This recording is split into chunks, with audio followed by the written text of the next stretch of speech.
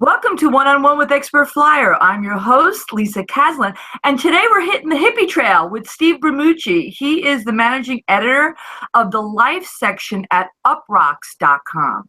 Welcome, Steve. Hey, thank you for having me. I appreciate it. My pleasure, my pleasure. So for the few people out there that have not heard of Uproxx, give us a little high level on the site.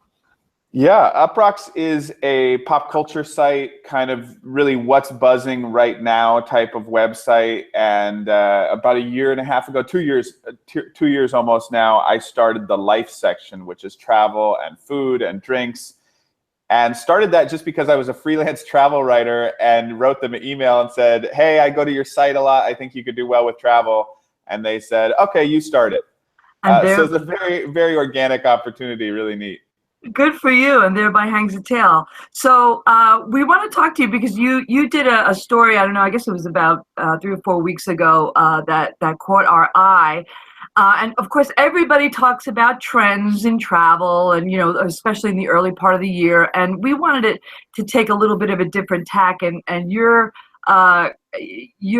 way you came at this story was interesting in terms of how you felt a lot of these trends surface, and it's really through, I guess, you know, the travel sport of hippies and backpackers.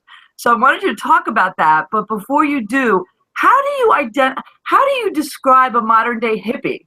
Because hippies have not really been around for about 50 years. So right. Although you could argue that we're entering a new era of hippieism, but with that aside, I would say that I think what I talk about in that trend piece, where I say that hippies and backpackers are kind of guiding the trends of travel, what I mean are people who are comfortable staying in close quarters, who are traveling on a budget, who are emphasizing experiences over luxury, people who are, you know, these days, like it's marked by certain things. There's probably an interest in holistic living, in health, in fitness, those sort of things.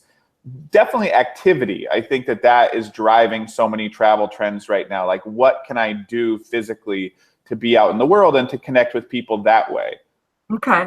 So how do you in your travels and your role as an editor and a writer, how do you connect with these folks?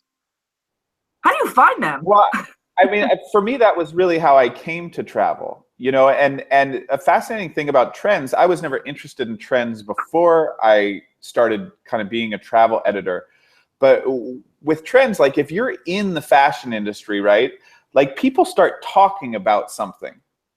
And for me, not being in the fashion industry, I don't know what that thing is right now. But for me, being in the travel industry, I know those things. Like, I knew that Iceland was going to be big before it was big because there was this certain segment of society kind of buzzing about it. And I don't mean to say that in an imperialistic way of like, we made Iceland, travelers made Iceland. But what I mean to say is like travel in Iceland from foreign countries got really big over the past 5 years, has increased exponentially.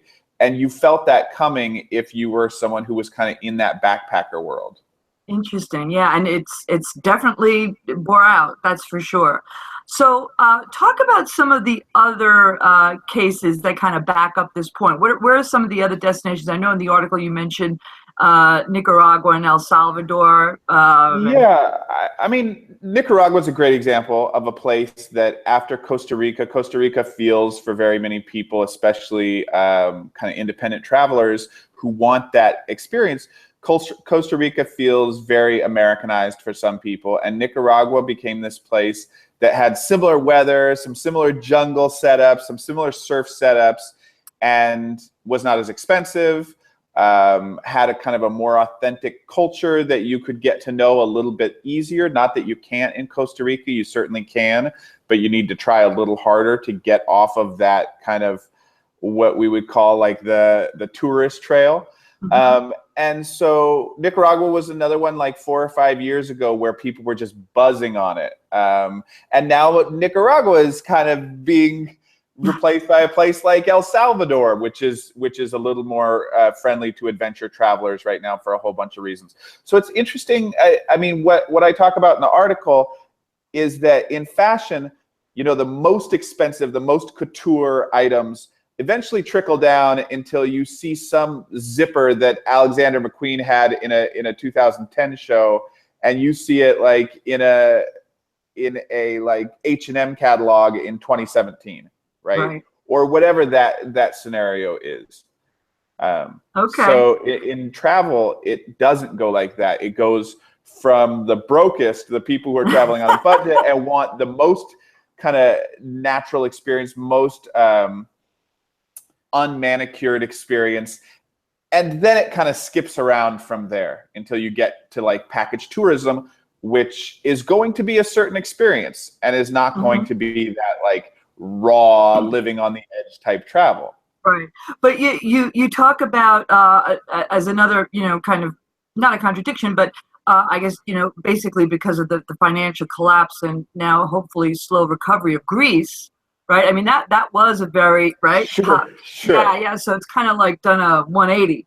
Yeah. I mean, there are only so many destinations on there.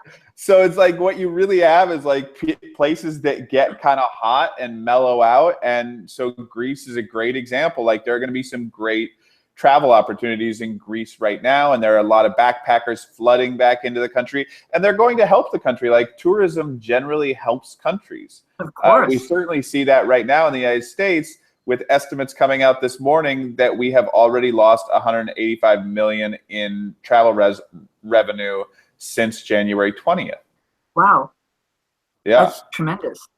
So we see that travel really drives economies, and in Greece that certainly works like that. Okay.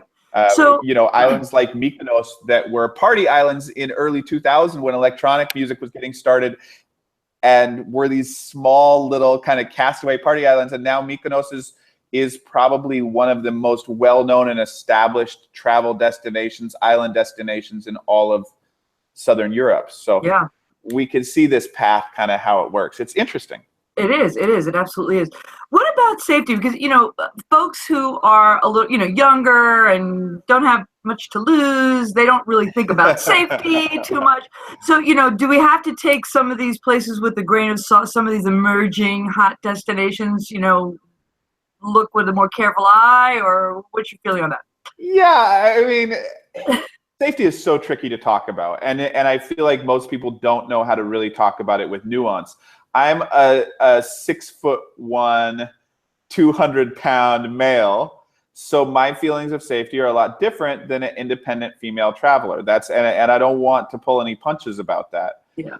But when I travel, I very much have that hippie-ish feeling of, trust the universe, have an intention of where you're going. I've only been really seriously mugged once, and it was completely my fault. I was looking around, like it was 1 o'clock in the morning. I really didn't have any objective. I was just kind of sightseeing and like touring a neighborhood. And so safety is really like something that I feel is so delicate, because you could be afraid of walking in New York City. You could be afraid of walking in Los Angeles. You could be, it really is going to be situational. Okay, fair enough. So if we were to take a page out of the hippie guidebook, what are a few nuggets of advice that you want to leave us with? Boy, for where to go right now, I mean, I would say that. Well, let me think. All right, as far as travel philosophy, I would say this: the average travel vacation out of the country is 10 days. So what I encourage people all the time is, like, I get that people who are a little more established and have careers and want to get in and out of their vacation in 10 days say to themselves, oh my gosh, we have to see everything, let's rush. What I encourage people, if you want to talk about like hippie philosophies to travel, I would say, like, take those last 3 days and don't plan anything. Okay. And really wander a little bit and go back to the places that you liked and have experiences that don't really have an agenda. What I saw all the time when I was writing for an audience that included more and more package tourists is that people were saying to me at the end of their trip, they always had a story about their taxi driver. And the reason why, like, from the airport, like, that was always the first story people told. And the reason why was because that was the one person who was out of the tourism cycle, who was not being nice to them just for their tourism dollar. And so one thing I always tell people is like, go to the post office and mail a postcard. Go get your hair cut. Do things that take you out of the tourism industry and put you into a more natural environment. Go to church if you're a church-loving person. I'm not a church-going person here in the United States. I go to church every time I leave the country. Oh, wow. Just to have that experience. So I think those are little tricks that we can take from the adventure traveler or, you know, the backpacking traveler that can really benefit our travel experience. Yeah, immerse you in the culture. I love that. Listen, thank you so much, Steve. It's been a pleasure. And we're going to check you out again at Uproxx, Uproxx.com. And we want to have you so back much. again. Okay, take Okay, care. sounds good. Have a good day. You too.